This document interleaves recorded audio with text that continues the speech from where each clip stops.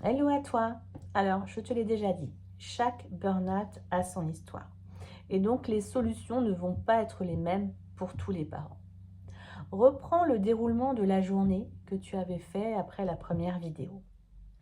Essaie de voir les moments positifs et les moments négatifs. Sur quoi tu pourrais agir pour augmenter le nombre de moments positifs et diminuer le nombre de moments négatifs. Je te donne un exemple. Voilà, si le problème dans ta journée, le gros problème, c'est tous les trajets que tu fais pour tes enfants, pour les amener à l'école aux différentes activités. Alors, qu'est-ce que tu peux faire pour ça? Bien sûr, il faut que tes enfants aillent à l'école. Là, vraiment, il faut que tu sollicites tes personnes ressources. Ça peut être la famille, ça peut être des amis, ça peut être aussi des parents de camarades de tes enfants. Vraiment, le covoiturage le matin pour aller à l'école est une très très bonne solution. Et en plus, c'est une bonne solution pour la planète. Il y a aussi dans certaines communes des pédibus ou des transports scolaires. Essaie de voir ce que tu pourrais faire pour diminuer ta charge mentale à ce niveau-là.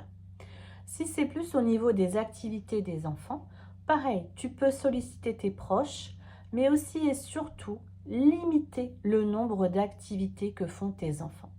Tes enfants n'ont pas besoin de faire 12 000 activités pour s'épanouir, pour se développer. Vraiment, une activité par enfant, crois-moi, c'est amplement suffisant. L'enfant, il a lui aussi besoin de se poser à la maison. Un enfant a besoin de s'ennuyer. Je sais que on a du mal des fois à entendre ça, mais vraiment c'est important. On n'a pas besoin de stimuler en permanence ses enfants. Voilà. Donc ne te mets pas la pression là-dessus, vraiment.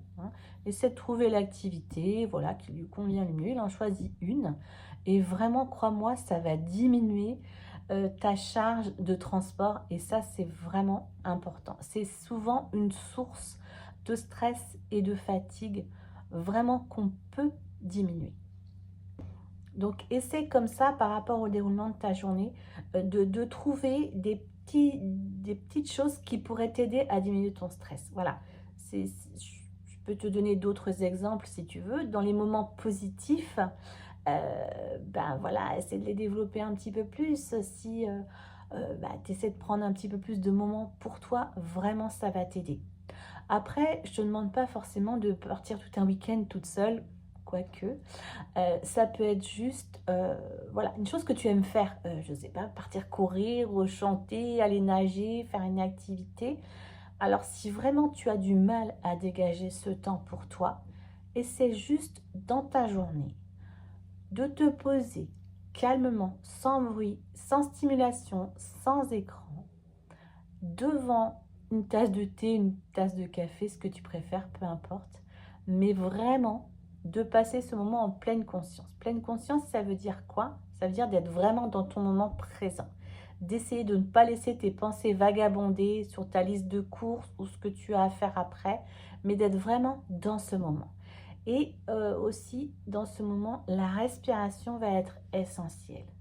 Il y a quelques petits exercices de respiration que tu peux faire qui sont assez simples et qui vont vraiment t'aider aussi dans ta gestion de ton stress et de tes émotions. C'est un petit exercice très simple. Par exemple, tu vas inspirer sur 4 temps et expirer sur 3 temps.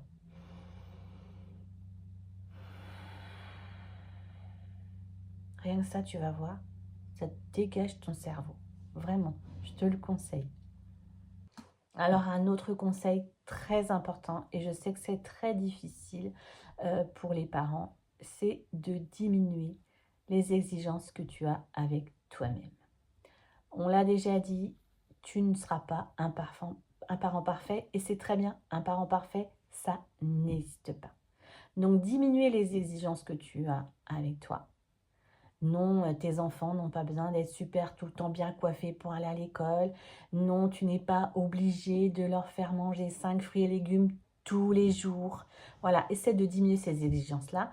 Et aussi, essaie de diminuer les exigences que tu as aussi avec tes enfants.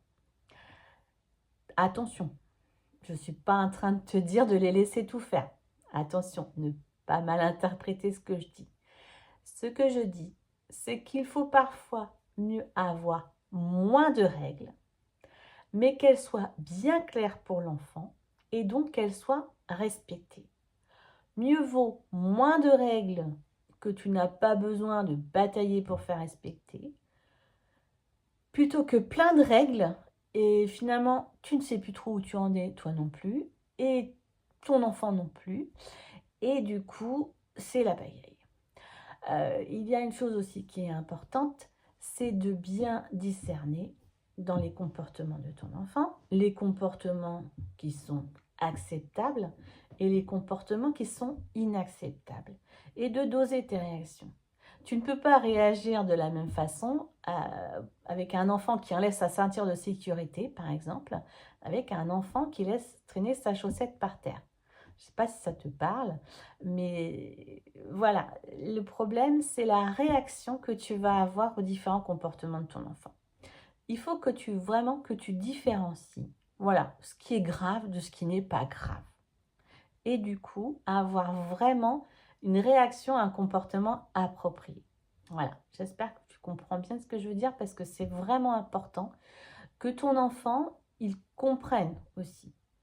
Et tu vas avoir moins besoin d'agir, de réagir, de crier à certains comportements de ton enfant puisqu'il va comprendre en fait la situation.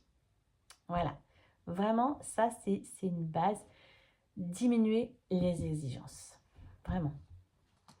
Pour résumer, ta réaction doit être appropriée à la situation pour que ton enfant grandisse dans un environnement cadré et sécurisant. Voilà, c'est important. Alors, il y a un autre élément très très important pour sortir de l'épuisement parental, c'est ne pas oublier qu'un enfant ne fait pas seul. Que tu vives ou non avec l'autre parent, peu importe, vous êtes deux à avoir fait cet enfant et deux à l'élever. Il faut avoir cette image du bateau. En fait, la famille, on est sur un bateau. Alors, il peut y avoir un capitaine, voilà. Mais ce qui est important, c'est que chacun connaisse sa place sur le bateau et que chacun ait sa place. Hein, il arrive parfois qu'il y a un des deux parents qui ait du mal à trouver sa place, parce que c'est vrai que des fois, il ne veut pas forcément avoir cette place, mais souvent, c'est que l'autre parent ne lui laisse pas forcément non plus cette place. Donc là, il y a quelque chose d'essentiel dans la famille, c'est la communication. Il faut se parler. Et vraiment, vraiment, sans communication, on ne peut pas avancer. La communication va permettre de mieux répartir les tâches, de mieux savoir ce que chacun a envie de faire ou ne pas envie de faire. Et tu vas voir, cela vraiment va diminuer ta charge mentale. Tu vas pouvoir te reposer sur l'autre parent. C'est un coparent, c'est ce qu'on appelle la coparentalité. Un enfant, ça s'élève ensemble. Et vraiment, c'est très, très, très important. Tu n'as pas à tout faire seul. Mais attention à comment on se parle. On ne fait pas culpabiliser l'autre. Hein. On essaie vraiment de trouver un dialogue pour que chacun s'y retrouve dans la façon d'élever les enfants. Alors, pour créer une harmonie familiale, il est important aussi de passer de bons moments ensemble. Alors, de bons moments ensemble, pour moi, c'est pas d'aller tous faire les courses au supermarché le samedi. Hein. Ça, j'avoue que j'ai un peu de mal avec ça. Bon, il y a des parents qui doivent aimer aller faire les courses, mais pour moi, passer des bons moments ensemble, c'est vraiment trouver des moments de qualité. C'est-à-dire des moments qui font à la fois plaisir aux enfants, bien sûr, mais aussi aux parents. Et ça, c'est vraiment important. Hein. Je te donne mon exemple. Moi, les jeux de société, ça n'a jamais été trop mon truc. Hein. Puissance 4, ça va. Une bataille, ça va. Mais dès qu'il commence à y avoir beaucoup de règles à respecter, que ça dure trop longtemps, là, ça me saoule.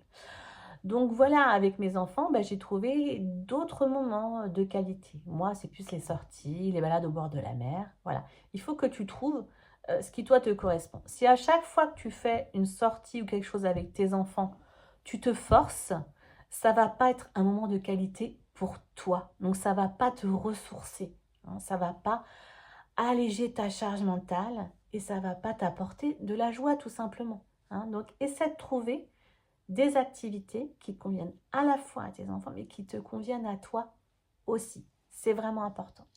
D'autres solutions, d'autres techniques pour sortir du burn-out. Je ne peux pas tout exposer ici, mais j'espère que ces quelques petites pistes vont t'aider un peu à aller mieux. Et surtout, si tu as besoin, si tu as envie d'un accompagnement plus personnalisé, n'hésite pas à me contacter. Je suis là pour toi. À bientôt.